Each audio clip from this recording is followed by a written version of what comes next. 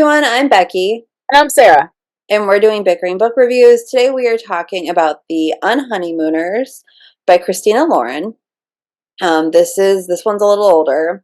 So this book is about Olive and Ethan, and basically Olive's twin sister Amy was marrying Ethan's brother Dane, and it was this huge wedding, and Amy is a bargain hunter, and so she had won all of this stuff. She was like super lucky. Except everybody who had partaked in the fancy seafood buffet got a horrible, horrible bacteria infection, and there was mass vomiting at the wedding. But Olive is allergic, and Ethan it does not do buffets. So basically, they were the only people that didn't get sick, and they were both offered this amazing Hawaiian honeymoon from their sibling because they were like, we can't go, somebody should do it. So basically, for it to work, they go together. So they're at this amazing resort in Hawaii, and they think they hate each other. And as they're spending time together in this honeymoon resort, secrets are revealed, and there's some flirtiness, and they realize that they don't hate each other, and it becomes a little bit of a romance. Well, and inevitably,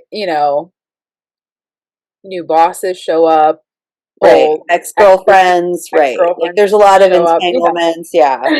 We have to lie our faces off and we want to Yes. keep this free trip. Right. And that's because if anything happens, if anybody finds out that they are not the people who like actually won the trip, they get kicked out and have to pay for everything. And of course, Olive is known for her bad luck, while her sister Amy was known for her good luck. So Yeah. I was like, well, this is all going to crash and burn anyway. Right. So, no, I mean, it was cute. Like it was cute. It was cute. There were certain pieces and parts that I kind of wish there was more to. As far as I loved the aspect of the the male main character calling Olive not her right name. Right. But like I didn't know what her actual name was because like sometimes you call her Olivia and I'm like, is her name Olivia or is it like I couldn't No, remember what. there's one line because I've actually read this book more than once because I read it when it first came out, and I have to admit I didn't really love it. And then I read it when you were like, "Oh, let's read it for this." There is a line where she's like, her parents did name her Olive instead of the much more like beautiful Olivia, which is weird because Amy was Amelia. It would I kept losing the thread as far as like what is her actual name? Like Right. how is this funny? How is this cute? I wanted to like that aspect, but I couldn't because they didn't use her actual name often enough for me to remember what her actual name was. The other part is if you're looking for spicy, this is not the book. This Like is because not. it's very fade to black. Like we get there, we get to that point and then like we fade to black. And I don't know if that's because of where this was when it came out in their career. I don't know. But like if you're looking for spiciness, like this ain't that. Well, and I But don't know if they were trying to transition because like their first book is pretty spicy. yeah, this one's not that. No. My thing is, I felt like the Olive and Ethan connection happens really fast. And to be quite honest, like with how long the book is, it takes a while for them to get to Hawaii. And then It does. there's a chunk after Hawaii. Like I felt like I don't and know. I feel like they did set up different pieces and parts to show that at least he was feeling it before her. Like right. that he always kind of had feelings for her. Right. But I don't know. I guess I feel like the pacing's off or something. Because I feel like particularly like I want to say a good fourth of the book happens after they get back. See, and I liked the after they get back part though. Like that was interesting to me. And I don't know, to me, maybe it just felt like that wasn't based on the description and like the cover what I was expecting. Um, I feel like there needs to be a part that they're not on the island or they're not in paradise. Because they've got another book coming out that we're going to be reviewing that very same setup. And like I feel like it needs because everybody's different on vacation, right? And so like the things that are happening on vacation and the feels and all of that is very looks very different when you come back. And so like I liked the coming back part. I don't know. I just felt like, to me, it was a pacing issue. So, and like I said, I feel like it went like their happily ever after happened their connection on the island happened very quickly for me. See, yeah, and for me it was just like I felt that they held back. I felt like we got to the edge of where we needed to get to and they held back. And honestly, like I feel like, did we really know that much about like Ethan and Olive? I mean, you weren't even sure what their names were. So, Okay, but to be fair, I have trouble remembering any character's name. So there. so I don't know. So, and like I enjoyed it, but and I guess I don't know. Did we need like the boss and the ex-girlfriend, and then when No, they get home, that like was there's yeah, issues with that was their a dad? little.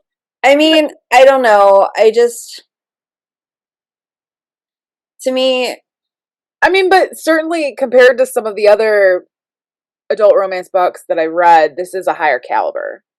and I will also say, like, I'm a fan of their books. Most of their, I like when one of their books comes out, I get excited and I read it. Um, I think it's interesting because a lot of people I know who really enjoyed this book has either not liked their other books or just haven't chosen to read their other books. So I feel like this is almost like a different audience. And I think Maybe this just got licensed. I think this is being turned into a movie. it'll be a really cute. Like I'd watch that. It feels like a movie, I'd right? watch that. Yeah, I'd watch that. I'd definitely watch that. I don't know. I mean, like then again, like the book that I read before this one was like a tepid adult romance, and like so like this was better in compared to that. So you know what I mean. And Yeah. so maybe in comparison to their other books, is it as great? I don't know, but compared to what I read before it, it's better. Which makes sense. I don't really have anything else I want to say is very spoiler-y, so I don't want to do that. So should we rate it? All right, let's do it. So our rating system starts at the top with 5 unicorns. We go down to 2 unicorns. If we don't like it, it is a horse. Where I'm are at you? 3 unicorns. You know, I think that they did try to build up the fact that Ethan did like Olive at different points. I did think that there were certain tropes and kind of things that you would see in many other romance novels there, and I enjoyed them, and I liked how they pieced together. I liked I liked the Hawaii aspect, but I also liked the fact that they came home. So I don't know, I'm at a 3. Yeah, I'm at a 3 because like I mean it was fun. It's like a fun rom-com. I guess one of the things that also bugged me about when they got home was Olive keeps telling people about something in particular and nobody believes her. And not only do they not believe her, but and I realize what she's trying to tell people is like a really bad thing. But they're not believing her in almost a cruel way. So that didn't thrill me. But I mean, the Olive and Ethan aspect I liked, and I liked it enough that I did buy the audio of Wedding Crashers and listen to that. So, and that's about them. So, yeah, I would say a 3. Okay. So that is where we are on Wedding Crashers by Christina Lauren, and we'll see you around. Honeymooners. On Honeymooners, on Honeymooners. Wedding Crashers is the other book. On Honeymooners. And we'll see you around. Bye.